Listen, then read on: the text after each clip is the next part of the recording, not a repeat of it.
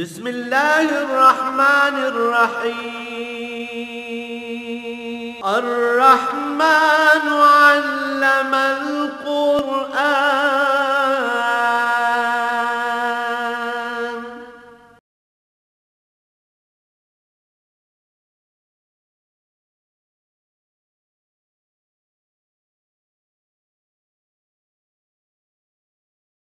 الحمد لله رب العالمين والصلاة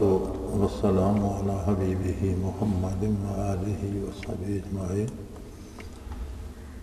أعوذ بالله من الشيطان الرجيم. بسم الله الرحمن الرحيم. ورفعنا فوقهم الطور بميثاقهم وقلنا لهم ادخلوا الباب سجدا وقلنا لهم لا تعدوا في السبت وأخذنا منهم ميثاقا غليظا فبما نقضهم ميثاقهم وكفرهم بآيات الله وقتلهم الأنبياء بغير حق وقولهم قلوبنا غلف بل طبع الله عليها بكفرهم فلا يؤمنون إلا قليلا وبكفرهم وقولهم على مريم بهتانا عظيما وقولهم إنا قتلنا المسيح عيسى ابن مريم رسول الله وما قتلوه وما صلبوه ولكن شبه لهم وإن الذين اختلفوا فيه لفي شك منه ما لهم به من علم إلا اتباع الظن وما قتلوه يقينا بل رفعه الله إليه وكان الله عزيزا حكيما. اللهم سبحانك لا علم لنا إلا ما علمتنا إنك أنت العليم الحكيم. مولاي صل وسلم دائما أبدا على حبيبك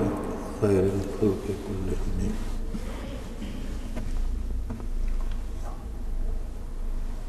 قدرت قوموں کو مواقع میسر فرماتی ہے اور بعض اوقات ان پر عجیب مصیبتیں آ جاتی ہیں جن کی وہ توقع بھی نہیں کرتے اور عجیب سے حالات ہو جاتے ہیں جو ان کے وہم و گمان میں نہیں ہوتے، لیکن اس سب کا مقصد یہ ہوتا ہے کہ انسان اپنی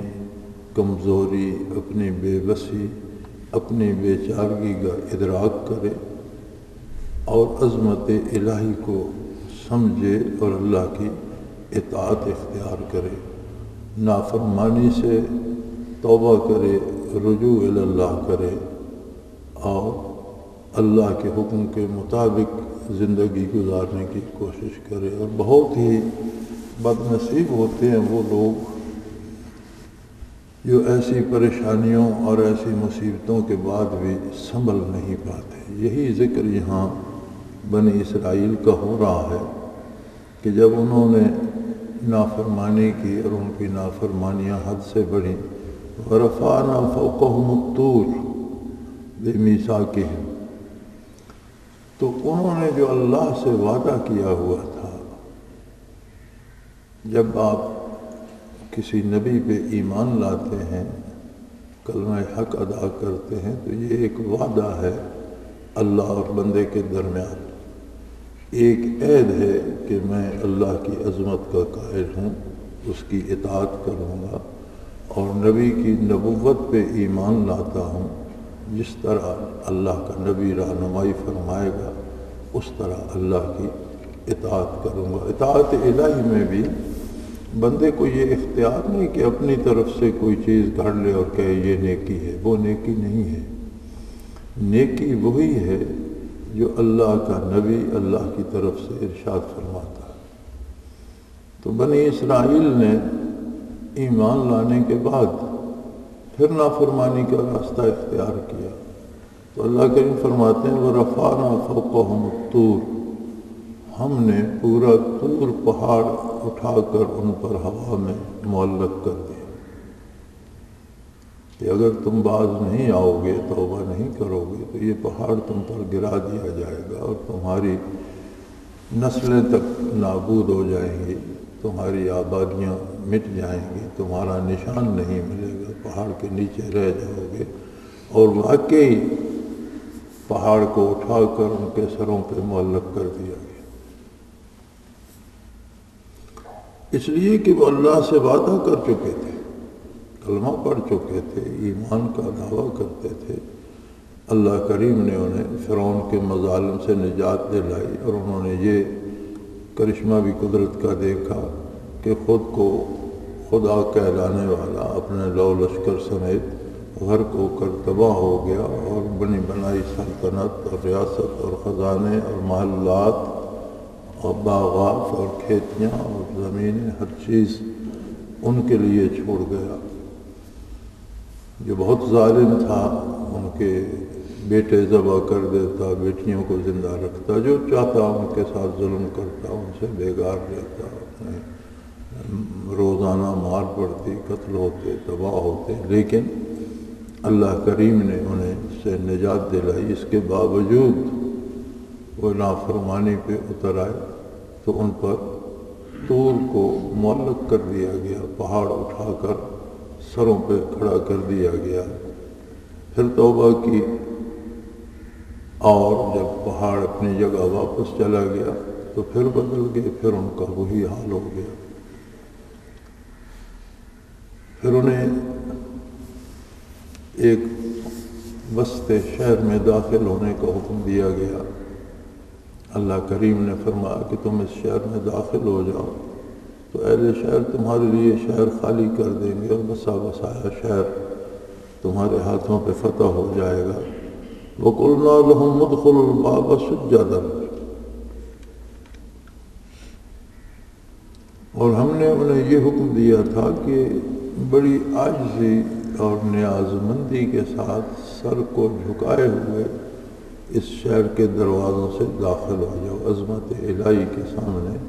سر تسلیم خم کرتے ہوئے اس میں داخل ہو۔ لیکن وہاں بھی انہوں نے الٹا کام کیا، اور اللہ نے کہا تھا کہ توبہ کرتے ہوئے داخل ہو، وہ اکڑتے ہوئے اور بھوک پیاس کا شکوہ کرتے ہوئے داخل ہوئے۔ پھر ان پر ایک پابندی لگائی گئی، وَقُلْنَا لَهُمْ لَا تَعْدُوا فِي السَّبْتِ، کہ ہفتے کے دن تم مچھلی کا شکار نہیں کرو گے۔ اس کنارے سمندر پہ آباد تھے، اور مچھلی ہی ان کا روزگار بھی تھا، غذا بھی تھی۔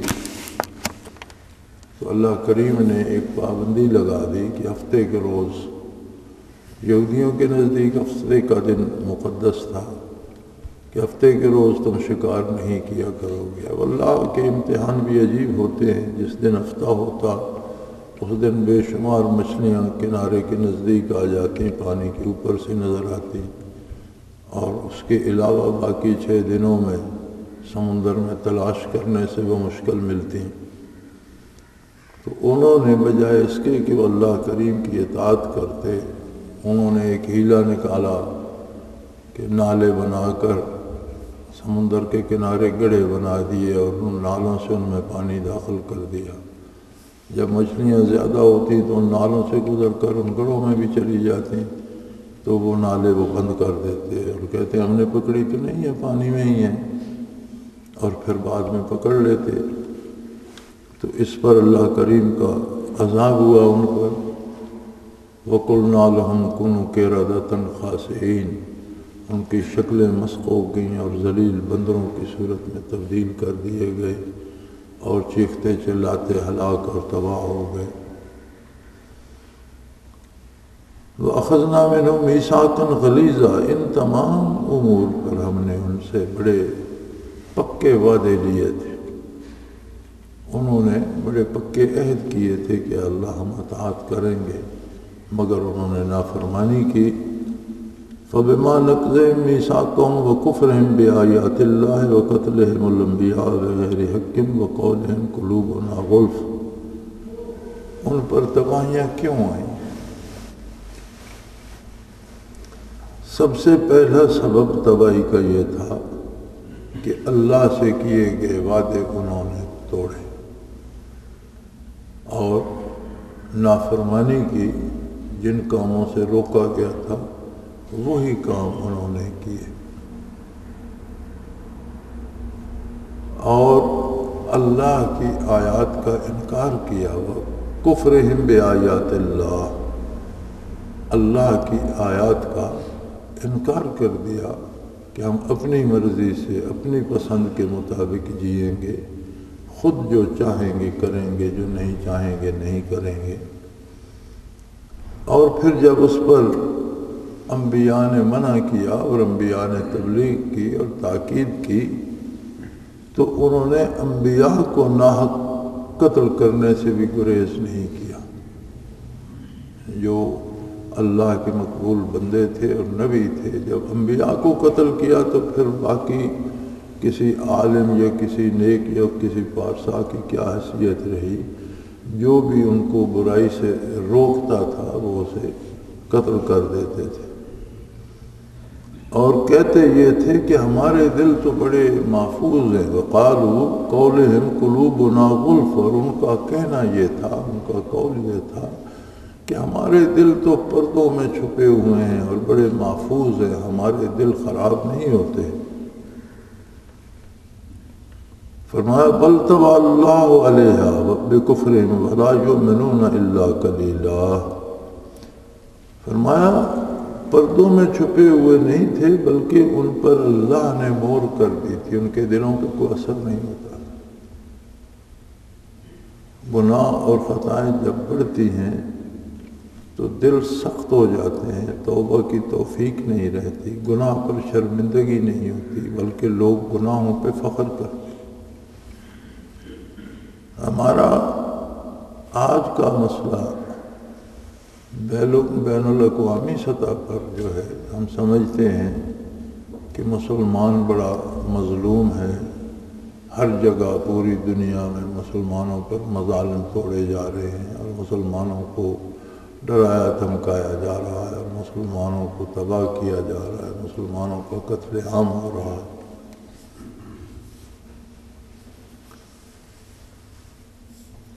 اور ہمیں شکوہ رہتا ہے ذات باری تعالیٰ سے بھی کہ اللہ ہماری مدد نہیں فرماتا۔ بے شمار لوگ نمازیں ادا کرتے ہیں، اذانیں ہوتی ہیں، حج ہوتا ہے، قربانیاں ہوتی ہیں، روزے رکھتے ہیں لوگ، لیکن ہم یہ بھول جاتے ہیں کہ ہم اپنے کردار کو دیکھیں تو صحیح۔ بے شمار لوگ حج کرتے ہیں، لیکن میرے خیال میں ان میں اکثر تعداد سود خوروں کی ہوتی ہے، جو اپنے سرمایہ میں سود کو شامل کرتے ہیں۔ اسی طرح سے ہم نمازیں تو پڑھتے ہیں، لیکن شاید زیادہ ہماری نمازیں لوگوں کو دکھانے کے لیے ہوتی ہیں، عظمت الہی کے لیے بہت کم خوش نصیب ہیں۔ اور عجیب بات ہے کہ ہماری عمریں بیت جاتی ہیں، ہم وضو کا طریقہ نہیں سیکھتے۔ چند جملے ہیں سورہ فاتحہ کے، چھوٹی چھوٹی 7 آیات ہیں، ہم ساری زندگی نماز میں ہر رکعت میں دہراتے رہتے ہیں۔ ہم یہ تکلف نہیں کرتے کہ ان 7 جملوں کا مفہوم تو ہمیں پتہ ہو، کہ ہم بابوضو ہو کر، قبلہ رو ہو کر، لباس بھی پاک کر کے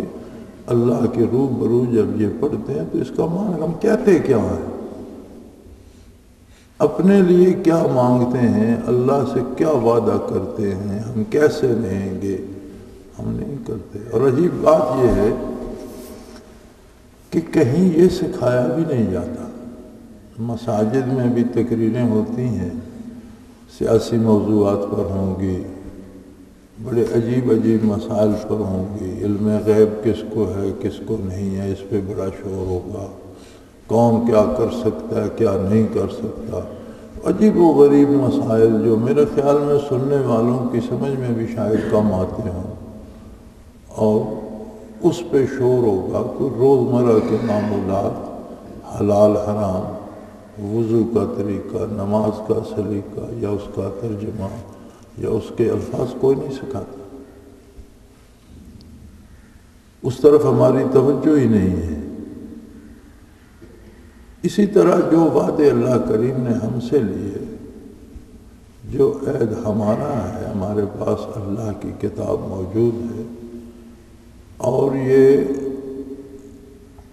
بلوغت سے لے کر موت تک ہر کام کا اصول اور بنیاد اور طریقہ اور سلیقہ بتاتی ہے۔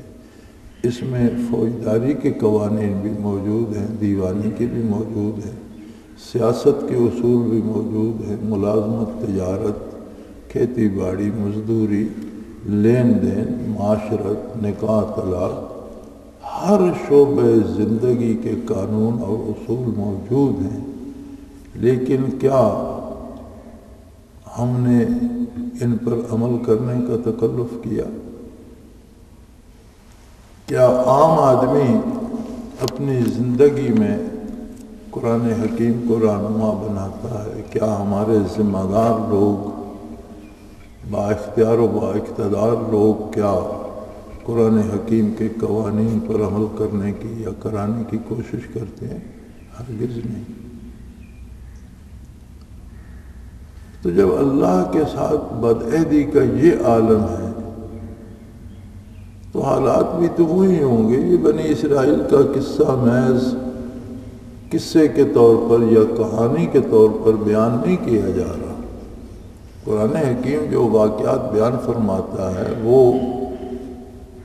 تبلیغ اور تلقین کے لیے ہوتے ہیں کہ اگر تم ایسا کرو گے تو اس کا نتیجہ یہ ہوگا، تمہیں بھی بھگتنا پڑے گا۔ تم سے پہلی قوموں نے اگر یہ جرم کیا تو انہوں نے اس کا نتیجہ بھگتا، اگر تم کرو گے تو تمہیں بھی ویسے ہی نتیجہ بھگتنا پڑے گا۔ تو اگر آج ہم تباہ حال ہیں یا کمزور ہیں یا ہماری قیادتیں کمزور ہیں یا حکومتیں کمزور ہیں یا ہم ذاتی طور پر کمزور ہیں تو ہمیں دیکھنا یہ ہوگا کہ ہم کر کیا رہے ہیں۔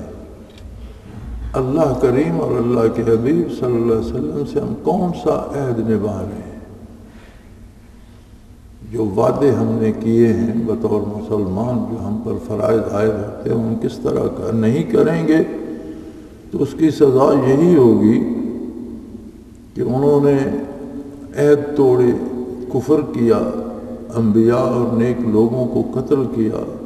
اور پھر کہتے تھے کہ ہمارے دل پہ تو کوئی اثر نہیں ہوتا، ہمیں تو کوئی شرمندگی نہیں ہے، ہمیں تو کوئی افسوس نہیں ہے۔ فرمایا بل طبع اللہ علیہا بکفرہم، ان کے کفر اور ان کی برائی کی وجہ سے اللہ نے ان کے دلوں پر مہر کر دی، ان کے دلوں کو سخت کر دیا۔ انہیں برائی سے بھی شرم نہیں آتی، بے حیائی سے بھی کوئی شرم نہیں آتی، ظلم سے بھی نہیں شرماتے، زیادتی سے بھی نہیں شرماتے، احساس ہی مر چکے ہیں ان کے۔ اور اللہ کریم کی طرف سے یہ بہت سخت سزا ہوتی ہے کہ کسی قوم کا یا کسی فرد کا احساس مر جائے، ظلم کرنے کے بعد اسے تعسف نہ ہو، اسے احساس ہی نہ ہو کہ میں نے ظلم کیا ہے۔ فَلَا يُؤْمِنُونَ إِلَّا قَلِيلًا، اللہ کی اس سزا کا نتیجہ یہ ہے کہ بہت کم لوگ ہیں جو اپنی ذاتی زندگی میں ان جرائم سے بچے ہوئے ہیں، اللہ کی اطاعت کی کوشش میں لگے ہوئے ہیں، حلال کھانے اور نیک کام کرنے کی کوشش کرتے ہیں، جو بہت قلیل ہیں انہیں ایمان نصیب ہوتا ہے، ورنہ ان کی اکثریت نام کی مسلمان ہیں، در حقیقت انہیں اسلام سے دور کا واسطہ بھی۔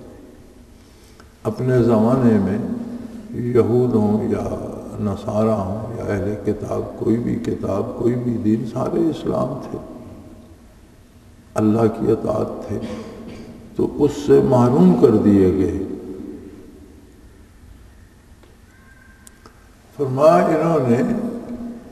یہودیوں نے صرف اللہ سے کفر نہیں کیا، وَبِكُفْرِهِمْ وَقَوْلِهِمْ عَلَى مَرْيَمَ بُهْتَانًا عَظِيمًا، انہوں نے حضرت مریم پر بھی بہت بڑی بہتان تراشی کی، کیونکہ عیسیٰ علیہ السلام بغیر والد کے پیدا ہوئے تھے، لہذا انہوں نے بجائے اسے عظمت الہی کی نشانی ماننے کے، قدرت کاملہ کی نشانی ماننے کے، ان پر برائی کا الزام لگایا، بہتان لگایا کہ یہ بیٹا کہاں سے لے آئی، حالانکہ ان کے معجزات بچپن سے ابھی پیدا ہی ہوئے تھے تو حضرت مریم کو حکم ہوا کہ آپ واپس جائیں، تو آپ بات نہیں کریں گے، یہ خود بات کریں گے۔ تو عیسیٰ علیہ السلام نے کلام کیا، بتایا لوگوں کو میں اللہ کا نبی ہوں، اور اللہ نے بطور نشانی معجزاتی طور پر مجھے بغیر باپ کے پیدا فرمایا ہے، میں اللہ کا نبی اور رسول ہوں، اور اللہ مجھے کتاب عطا کرے گا، میں تمہاری رہنمائی کے لیے مبعوث ہوا ہوں۔ اس کے باوجود اس بات پر ایمان لانے کی بجائے انہوں نے حضرت مریم پر بہتان لگا، بہتان عظیمہ، بہت بڑے بہتان لگا، بہت زیادتی کی۔ اس کا مطلب ہے کہ اللہ کے نیک بندوں پر، انبیاء پر یا غیر انبیاء، حضرت مریم نبی تو نہیں تھی، ولیہ تھیں، اور ایک نبی کی معزز مقدس والدہ ماجدہ تھیں، اللہ کے نیک بندوں پر الزام تراشی، بہتان تراشی، اپنی خواہشات کی تکمیل کے لیے، اپنے ناروا کاموں کے لیے جواز پیدا کرنے کے لیے نیک لوگوں پر بہتان تراشی بھی بہت بڑا عظیم جرم بن جاتی ہے۔ اور پھر اس کے بعد انہوں نے، یہودیوں نے کوشش کی، عیسیٰ علیہ السلام جب جوان ہوئے تو ان کی تبلیغ سے حکومت کو خطرہ پیدا ہوا، بادشاہ نے سمجھا لوگ ان کے ساتھ مل رہے ہیں، اس نے ان کی گرفتاری کا حکم دیا، وہ پیش ہوئے، انہوں نے بات بتائی کہ مجھے حکومت یا سیاست سے کوئی دلچسپی نہیں ہے، میں تو لوگوں کے عقیدے اور کردار کی اصلاح کا کام کر رہا ہوں، لوگوں کو اللہ سے آشنا کر رہا ہوں اور انہیں نیکی کا حکم دے رہا ہوں۔ تو بادشاہ ان کے قتل سے باز آ گیا تھا، اس نے رہا کر دیا تھا انہیں۔ یہودیوں نے پھر سازش کی اور پھر بادشاہ کے کان بھرے اور ان کے قتل کا حکم لیا، اور اپنی طرف سے انہیں صلیب پہ چڑھا دیا، جو آج بھی عیسائیوں کا ایمان ہے کہ وہ خدا کے بیٹے تھے اور ہمارے گناہوں کے بدلے انہوں نے خود پھانسی لینا یا صلیب پہ مصلوب ہونا قبول کر لیا اور ہمارے سارے گناہ اپنے سر لے لیے۔ فرمایا ان کا یہ کہنا، وَقَوْلِهِمْ إِنَّا قَتَلْنَا الْمَسِيحَ عِيسَى ابْنَ مَرْيَمَ رَسُولَ اللَّهِ، اللہ کے رسول عیسیٰ علیہ السلام جو حضرت مریم کے بیٹے تھے، ہم نے انہیں قتل کر دیا۔ فرمایا وَمَا قَتَلُوهُ، انہوں نے ہرگز انہیں قتل نہیں کیا، یہ قتل نہیں کر سکے انہیں۔ وَمَا صَلَبُوهُ، نہ یہ انہیں مصلوب کر سکے، سولی پہ بھی نہیں چڑھا سکے، صلیب پر نہیں لٹکا سکے، ایسا کچھ بھی نہیں ہوا۔ وَلَٰكِنْ شُبِّهَ لَهُمْ، ہاں انہیں اشتباہ میں، شبہ میں ڈال دیا گیا۔ ہوا یہ کہ عیسیٰ علیہ السلام جہاں تھے ان کے ساتھ رہنے والا ایک شخص مرتد ہو گیا، اور انعام کے لالچ میں اس نے ان کی مخبری کرنے کا ذمہ لیا اور شاہی سپاہیوں کو لے کر روانہ ہوا۔ چونکہ مکان میں عیسیٰ علیہ السلام اس وقت اکیلے تھے، وہ اندر گیا،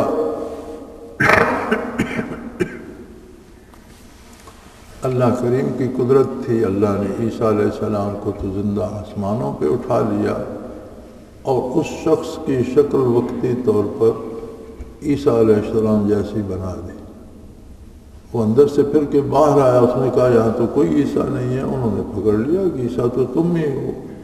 وہ چیختا رہا، چلاتا رہا، بتاتا رہا، لیکن وہ پکڑ کر لے کے اور اسے سولی پہ لٹکا دیا۔ ولیکن شبہ لہم، انہیں شبہ میں ڈال دیا گیا تھا، انہوں نے عیسیٰ علیہ السلام کے شبہ میں اس مخبر کو سولی پہ لٹکا دیا۔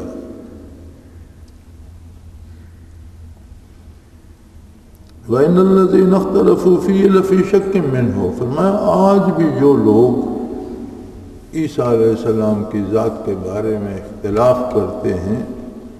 وہ آج بھی اس غلط خیال میں مبتلا ہے، آج بھی اسی غلط فہمی میں مبتلا ہے۔ جیسے قادیانی ملعون نے بھی اسی غلط فہمی کا سہارا لیا، اور اس نے بھی کہا، بلکہ اس نے تو بہت کچھ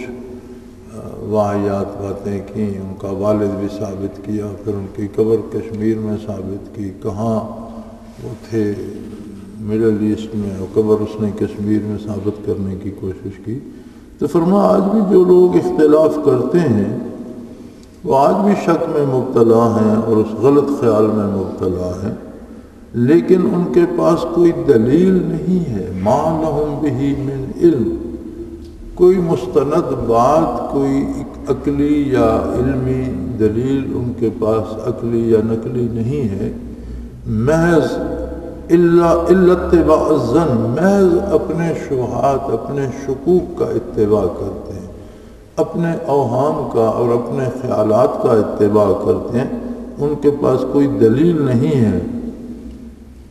وما قتلوہ یقیناً، اور یہ یقینی بات ہے کہ یہودی عیسیٰ علیہ السلام کو قتل نہیں کر سکے تھے، بل رفعہ اللہ الیہ، بلکہ اللہ نے انہیں اپنے پاس اٹھا لیا۔ یہاں بھی فرق باطلہ کہتے ہیں کہ یہ جو رفع ہے اس کا مطلب ہے کہ اللہ نے ان کی روح کو اٹھا لیا، ان کی روح قبض کر لیا۔ بڑی یہ بات بھول جاتے ہیں کہ جب ان کی موت کی تردید ہو رہی ہے، ان کے قتل کی تردید ہو رہی ہے، ان کے مصلوب ہونے کی تردید ہو رہی ہے، تو اگر یہودیوں کے قتل ہونے سے اللہ نے بچایا، ان کے صلیب پر چڑھانے سے اللہ کریم نے بچایا اور خود موت دے دی، تو پھر اس کا مطلب ہے یہودیوں کا مقصد تو پورا ہو گیا، وہ تو قتل ہی کرنا چاہتے تھے۔ اگر وہ شہید کرنا چاہتے تھے یا صلیب پہ لٹکا کے سزائے موت دینے، تو وہ بھی تو قتل ہی کرنا چاہتے، اور اگر اللہ نے خود موت دے دی تو پھر ان کا کام تو خود اللہ نے کر دیا۔ اس رفع سے مراد زندہ اٹھایا جانا ہے۔ قادیانی مرحوم نے کہا تھا کہ اگر زندہ اٹھا لیے گئے تو اب تک تو وہ بہت ضعیف ہو چکے ہوں گے، صدیاں بیت گئیں، اب 21ویں صدی جا رہی ہے، 2100 سال 2000 سال ہو گئے، تو 2000 سال میں تو وہ اتنا تو بندہ زندہ نہیں رہتا۔ لیکن وہ یہ بھول گیا کہ اللہ قادر ہے، اور ویسے بھی زمین کے شب و روز اور آسمان کے شب و روز میں بہت بڑا فاصلہ ہے۔ ان یوما عند ربک کالف سنۃ مما تعدون، زمین پر 1000 سال گزرتا ہے تو آسمان پر ایک دن گزرتا ہے۔ تو اگر 2000 سال گزر گئے تو جہاں وہ ہیں ان کی عمر عزیز کے تو 2 دن گزرے ہوں گے، اور کتنے ہزار سال زمین پہ اور گزریں گے ان کے نزول سے پہلے، تو اتنے دن گزر جائیں گے۔ نبی کریم صلی اللہ تعالی وسلم نے بڑی واضح پیشگوئیاں فرمائیں کہ وہ دوبارہ زمین پر تشریف لائیں گے، اسلام کا بول بالا کریں گے، اور اسی دین کو نبی کریم صلی اللہ علیہ وسلم کی پیروی کرتے ہوئے اسی اسلام کو رائج کریں گے، شادی کریں گے، فوت ہوں گے، اور حضور صلی اللہ علیہ وسلم کی پیشگوئی ہے کہ میرے روضہ اطہر میں دفن ہوں گے۔ اور یہ پیشگوئی آج بھی زندہ جاوید موجود ہے۔ حضور صلی اللہ علیہ وسلم کے وصال کے بعد روضہ اطہر میں سیدنا ابو بکر صدیق رضی اللہ تعالی عنہ دفن ہوئے، اس کے بعد سیدنا فاروق اعظم رضی اللہ تعالی عنہ دفن ہوئے، اور چوتھی قبر کی جگہ آج بھی باقی ہے، حالانکہ بہت بڑی بڑی ہستیاں اس کے بعد خانوادہ نبوی سے بھی، حضرت حسن رضی اللہ تعالی عنہ مدینہ منورہ میں ہی فوت ہوئے، حضرت عثمان رضی اللہ تعالی عنہ مدینہ منورہ میں ہی فوت ہوئے، لیکن کسی کو روضہ اطہر میں جگہ نہیں ملی، بلکہ وہ جگہ عیسیٰ علیہ السلام کے لیے ابھی تک باقی ہے۔ اور حضور کا یہ ارشاد بھی ہے کہ قیامت کو جب اٹھیں گے تو ابو بکر و عمر میرے اور عیسیٰ علیہ السلام کے درمیان ہوں گے، یعنی دونوں طرف اللہ کے 2 رسول ہوں گے، اور یہ دونوں ہستیاں ہمارے درمیان میں اٹھیں گی۔ سو فرمایا بل رفعہ اللہ الیہ، اللہ کریم نے انہیں زندہ اپنے پاس اٹھا لیا تھا۔ اور قرآن حکیم میں بھی موجود ہے، حدیث شریف میں واضح موجود ہے کہ وہ دوبارہ زمین پر تشریف لائیں گے، اور پھر احیاء اسلام ہوگا، دین کا بول بالا ہوگا، شادی کریں گے، رہیں گے، فوت ہوں گے، اور مدینہ منورہ میں روضہ اطہر کے اندر ان کی جگہ موجود ہے جہاں وہ دفن کیے جائیں گے۔ وَكَانَ اللَّهُ عَزِيزًا حَكِيمًا، اللہ اپنے ہم ہر کام پہ غالب بھی ہے، قادر ہے، کر سکتا ہے، اور وہ حکیم بھی ہے، اس کی حکمت کا تقاضا ہے جس طرح وہ چاہے اس طرح کرتا ہے۔ اور ہمارے سامنے تو جو کچھ سامنے ہے اسے بھی شاید ہم صحیح سمجھ رہے ہیں یا نہیں، ہو سکتا ہے حقیقت کچھ اور ہو، ہمیں دکھائی کچھ اور دے رہی ہو سکتا ہے واقعہ کچھ اور ہو، ہمارے علم میں اور آ رہا ہو، ہمارا علم تو یقینی نہیں ہے، لیکن اس کی حکمت قطعی اور یقینی، اس کا علم یقینی ہے۔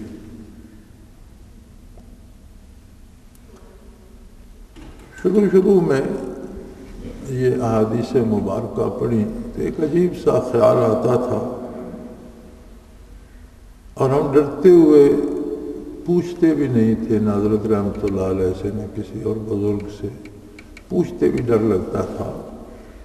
کہ اللہ قادر ہے، اگر اس نے نبوت جاری رکھنی تھی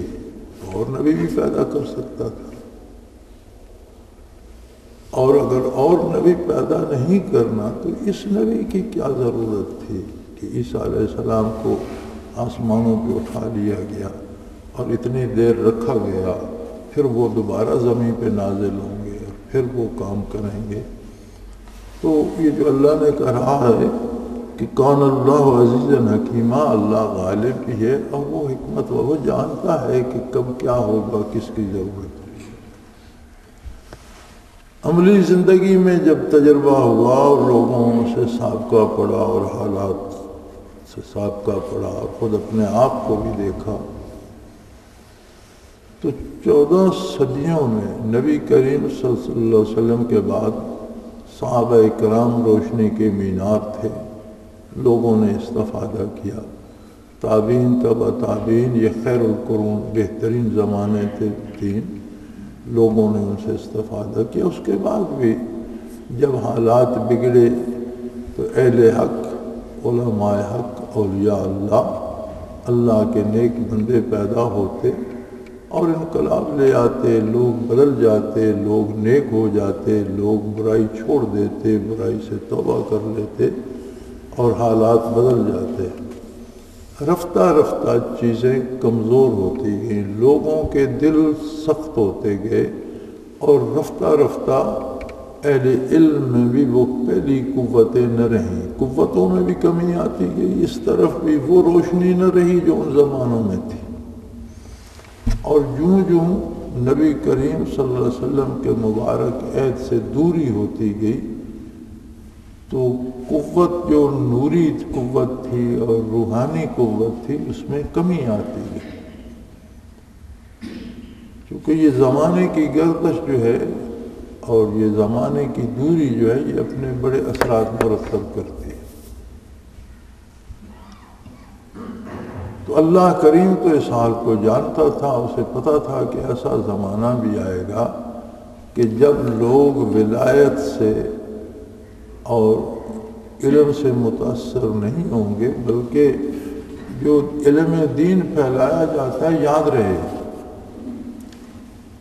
اس کے لیے ضروری ہوتا ہے کہ رسول اللہ صلی اللہ علیہ وسلم اور اللہ کریم کی باتیں بتانے والے شخص کے پاس روحانی قوت ہو۔ اگر اس میں روحانی قوت نہ ہو تو باتیں صرف باتیں رہ جاتی ہیں، تبدیلی پیدا نہیں کرتی۔ وہ باتیں صرف حکایات رہ جاتی ہیں، قصے کہانیاں رہ جاتی ہیں، خبر کے درجے میں رہ جاتی ہیں۔ ایک بندے کے پاس بہت سی خبر جمع ہو جاتی ہے، لیکن اس کی اپنی ذات پر بھی اس کا اثر کوئی نہیں ہوتا، دوسروں پر بھی اس کا اثر کوئی۔ علم اور خبر میں بڑا فاصلہ ہے۔ علم ان معلومات کو کہتے ہیں جو آپ کا حال بن جائے۔ ایک شخص کو پتہ ہے کہ یہ پانی کا گلاس ہے اور اس میں زہر ہے، وہ اسے نہیں پیے گا تو یہ علم ہے۔ لیکن ایک کو آپ بتاتے ہیں کہ یہ پانی زہر آلود ہے لیکن وہ پی لیتا ہے، اس کا مطلب ہے اس کے پاس علم نہیں تھا، خبر تو تھی۔ جو علم عمل پہ آمادہ نہ کرے وہ علم نہیں ہوتا، وہ خبر ہوتی ہے، اور جو خبر عمل پہ آمادہ کر دے وہ علم بن جاتی ہے، وہ خبر نہیں رہتی۔ تو دینی تعلیم یا دینی ادارے یا دینی معلم یا دین سکھانے والے جو لوگ ہیں، آج اگر ہم اپنے ارد گرد نظر دوڑائیں، خود اپنے کردار کو دیکھیں، دینی اداروں کے کردار کو دیکھیں، دینی لوگوں کے، تو ان سے کیوں تبدیلی پیدا نہیں ہو رہی؟ چھوٹے چھوٹے گاؤں میں تو ہر محلے میں ایک مسجد بنی ہوئی ہے، 10 12 مسجدیں ہیں، ان میں جمعہ بھی ہوتا ہے، بن جمعہ کے بیان بھی ہوتے ہیں،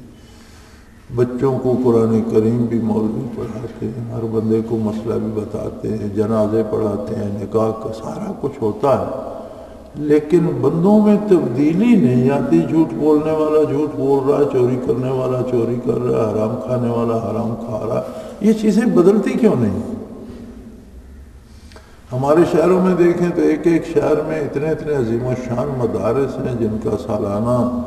اخراجات کروڑوں میں ہیں، اور قوم صدقات زکوٰۃ اس سارے میں وہ دیتی ہے، اسی سے وہ چل رہے ہیں، اور رات دن قرآن و حدیث پڑھائی جاتی ہے۔ کتنے لوگ وہاں سے فارغ التحصیل ہو کر اور علوم حاصل کر کے نکلتے ہیں، لیکن دکھ کی بات یہ ہے کہ اس سارے کا حاصل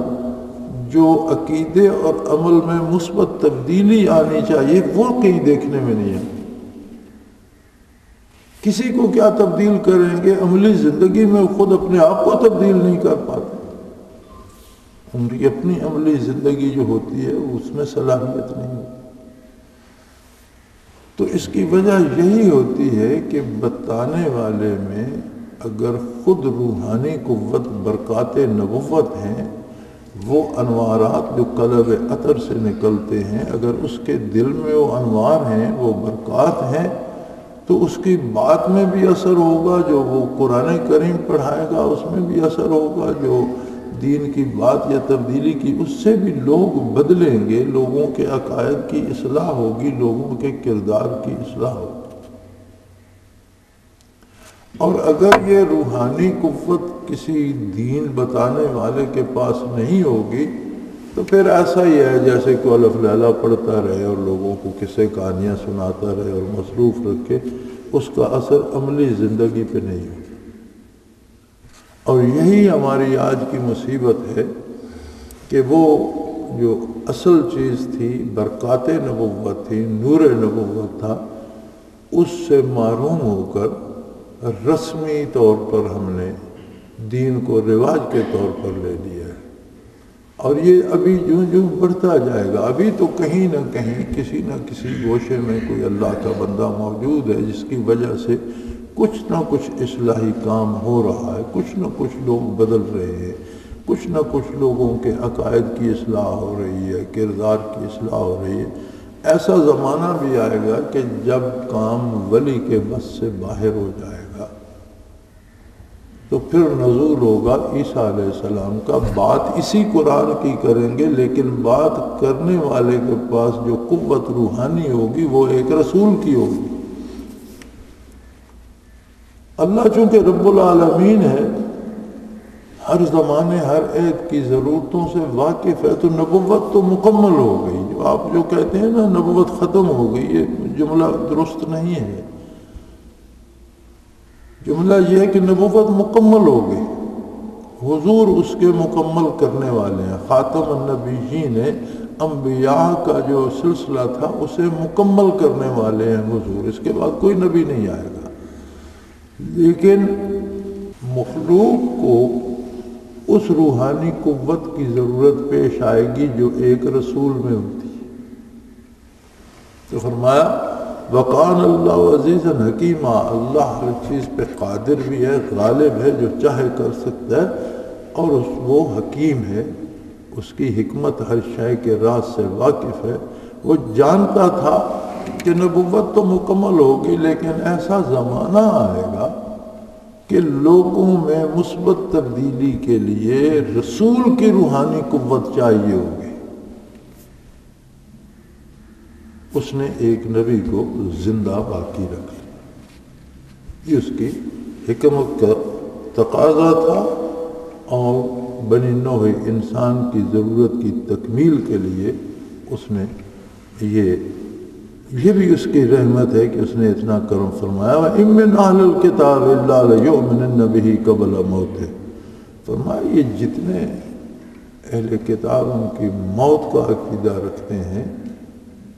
انہیں ماننا پڑے گا کہ وہ زندہ ہیں جب وہ نازل ہوں گے زمین پر. تو کوئی باقی نہیں رہے گا جو یہ کہے کہ اب وہ اس وقت جی صلیب پہ لٹک گئے تھے، مر گئے تھے. پھر انہیں ماننا الا لیؤمنن بہ قبل موتہ، اس سے پہلے کہ وہ مرے وہ ان کی ضرور تصدیق کرے گا. وَيَوْمَ الْقِيَامَةِ يَكُونُ عَلَيْهِمْ شَهِيدًا، اور قیامت کے روز دوسرے انبیاء کے ساتھ عیسیٰ علیہ السلام بھی لوگوں پہ گواہ ہوں گے اور لوگوں کے کردار اور عقائد کی شہادت دیں گے. انبیاء کی شہادت یہی ہوگی کہ یہ عقیدہ اور یہ عمل ہم نے تعلیم فرمایا تھا، اور جو عقیدہ جو عمل تعلیمات نبوت کے خلاف ہوگا اس پر وہ شہادت دیں گے کہ یا اللہ یہ ہم نے تعلیم نہیں فرمایا، یہ ان لوگوں نے خود ایجاد کیا تھا، اس کا نتیجہ یہ خود تھے. آخر دعوانا ان الحمدللہ رب العالمین. اللہ اللہ اللہ اللہ اللہ اللہ اللہ اللہ.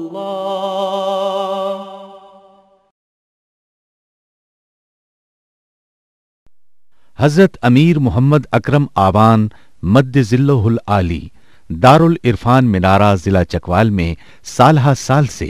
قرآن و حدیث کے اوپر خطابات کر رہے ہیں اور سلسلہ نقشبندیہ اویسیہ کے مطابق لوگوں کو ذکر الہی کی تربیت دے رہے ہیں. وہ قرآن پاک کی تفسیر ترتیب وار بیان کر رہے ہیں. تفسیر قرآن کو وہ موجودہ ملکی اور بین الاقوامی حالات کے مطابق بیان کرتے ہیں. موٹر وے سے کلر کہار کے انٹرچینج سے نکلتے ہوئے کلر کہار کی جھیل سے ہوتے ہوئے میانی، بوچھال اور نور پور سے گزرتے ہوئے دارالعرفان منارہ پہنچ سکتے ہیں. حضرت امیر محمد اکرم آوان نے بچیوں اور بچوں کی دینی اور دنیاوی تعلیم کے لیے سقارہ اکیڈمی کے نام سے ایک درسگاہ بھی قائم کی ہے، جس کا افتتاح ملک پاکستان کے صدر جنرل محمد ضیاء الحق نے اپنے دست مبارک سے کیا تھا. وہ تمام احباب جو اسلام کی طلب رکھتے ہیں ان سے گزارش ہے کہ دارالعرفان منارہ ضلع چکوال میں امیر محمد اکرم آوان صاحب کے خطابات سے مستفید ہوں. وہ ہر جمعے کو نماز سے پہلے بیان فرماتے ہیں. ہر ماہ کی پہلی اتوار کو ماہانہ اجتماع ہوتا ہے جس میں آپ خصوصی خطاب فرماتے ہیں اور پاکستان کے چاروں صوبوں سے احباب اس اجتماع میں شرکت کرتے ہیں. اس کے علاوہ یہاں سال میں 2 مرکزی اجتماعات بھی ہوتے ہیں، ایک رمضان المبارک میں اعتکاف کا اجتماع اور دوسرا جولائی اور اگست میں 40 دن کا اجتماع ہوتا ہے جس میں روحانی تربیت کی جاتی ہے. اپنا خون سیماب دے کر اتنا ہم کر جائیں گے، نام آقا کا چمن میں پھر رقم کر جائیں گے.